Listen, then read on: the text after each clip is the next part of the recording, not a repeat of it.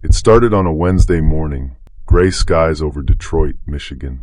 Rain tapped gently on the hood of a Navy Tesla Model S as it pulled into the underground parking garage of Halston and Reed International, a billion-dollar logistics and tech firm headquartered on Jefferson Avenue. The man behind the wheel was Leon Mathis, age 42. Black, clean-cut, hoodie zipped halfway up, laptop bag on his hand, and black Nike sneakers on his feet. He didn't look like a CEO that morning, but he was. In fact, he was the CEO.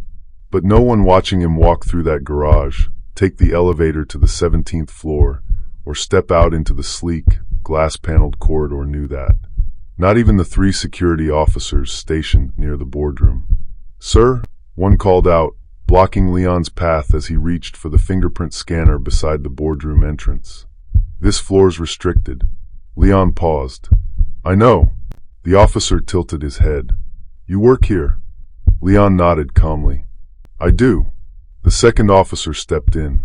"Name and department?" Leon simply smiled. "Leon Mathis, Office of the CEO." All 3 guards stiffened, not with recognition but disbelief. One of them scoffed. "You got ID?" Leon reached for his phone, preparing to show his digital badge. But before he could open the app, a third guard, the youngest, reached out and touched his shoulder. "Sir, we're going to have to ask you to leave the floor." Leon's smile faded. He stared at the hand on his shoulder. That's when the mood shifted.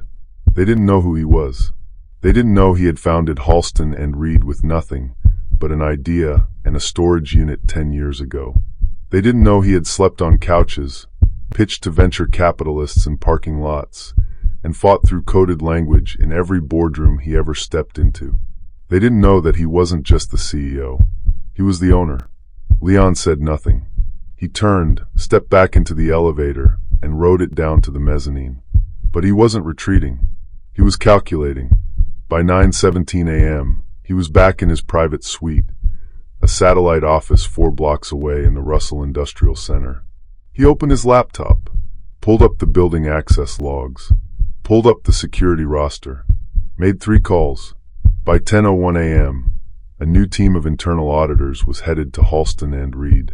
By 10:48 a.m., Leon had remote access to every security camera in the building. And by 11:33 a.m., 3 employment contracts were being terminated, effective immediately. But he didn't stop there. Leon knew this wasn't just about 3 guards. It wasn't even about him. It was about every boardroom that thinks it can define leadership by skin tone. Every office that sees a black man in a hoodie and thinks threat instead of boss. He had built something powerful, and now he would use it, not to punish, but to teach. Leon called an emergency all-hands meeting for 3 p.m. in the main boardroom. He showed up at 2:59, same hoodie, same sneakers. And this time no one stopped him. He walked in, set down his laptop, and waited until the room was full. Executives, department heads, staff, all seated around a table he had designed himself. The room was silent. Then he clicked play. The screen lit up with security footage from just 6 hours earlier. There he was, standing in the hallway, being questioned, being blocked. No one in the room said a word. And then he spoke. "I built this company so that no one would have to prove they belonged in a room they created." Today, 3 men forgot that. They're no longer with the company. But this isn't about them. It's about you. It's about every one of you who sits at this table and still assumes power, wears a suit, and looks like something familiar. It doesn't.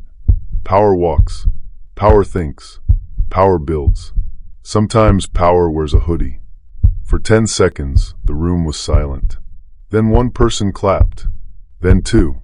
Then everyone. But Leon didn't stay for the applause. He picked up his bag, walked out, and left the applause echoing in the room he built. Because he wasn't interested in noise. He was focused on change. Next, we reveal what really triggered the security staff's assumption, what came up in the boardroom whisper networks, and how Leon's quiet takedown made national headlines.